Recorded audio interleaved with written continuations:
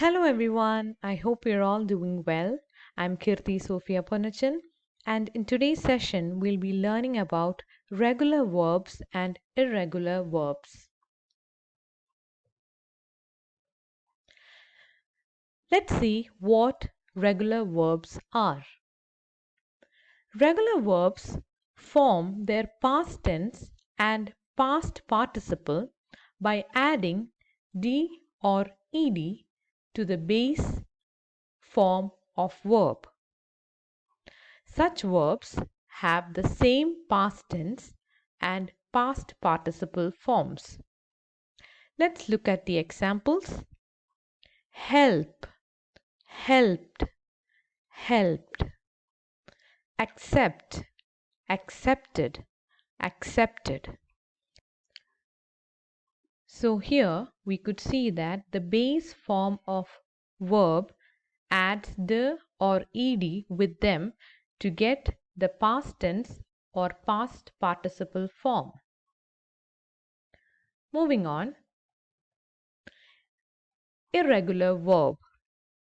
Verbs which do not follow the predictable pattern of taking ed or d with their past and past participle forms are called irregular verbs. Such verbs have their own forms of past tense and past participle. Let's look at the examples. Come, came, come. Drive, drove, driven. So when we look at irregular verbs, we could see that the pattern is not at all predictable. So there are different groups that we could categorize irregular verbs into. Group 1, the constant group. These are irregular verbs where the same form is used in the base, simple past, and past participle. Let us take the verb hurt. In the base form, look at the sentence, I have just hurt my leg. When we look at the simple past of the same sentence, yesterday I hurt my leg. When it comes to past participle form, my leg was hurt.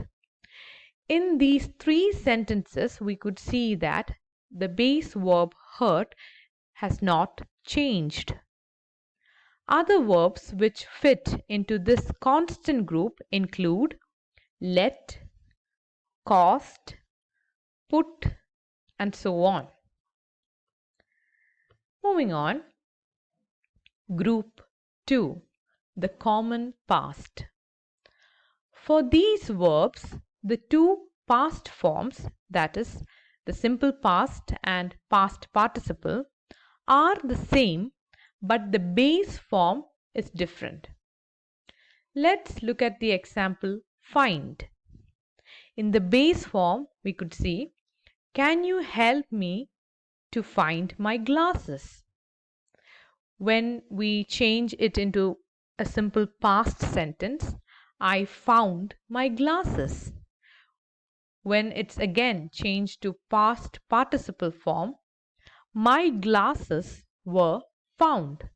So in these examples, we could see that the base form of verb is different from the past, simple past and past participle form, while the simple past and past participle form of verbs are the same. This is a very large group of irregular verbs.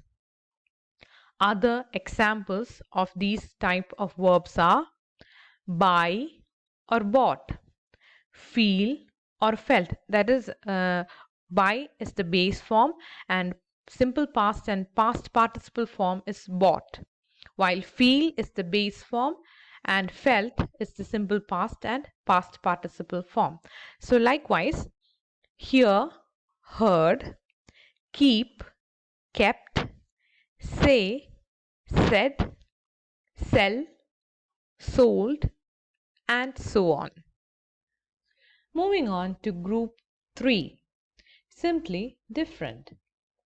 The simply different group contain verbs where the simple past tense form of the word differs from the base and past participle use.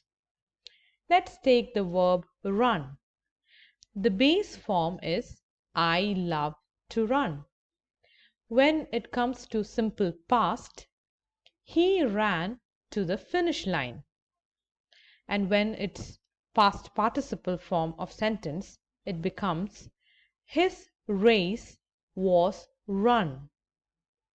So in this group, we could see that the simple past tense form of the word is different from the base and past participle form, and these two, the base form and past participle form, are the same.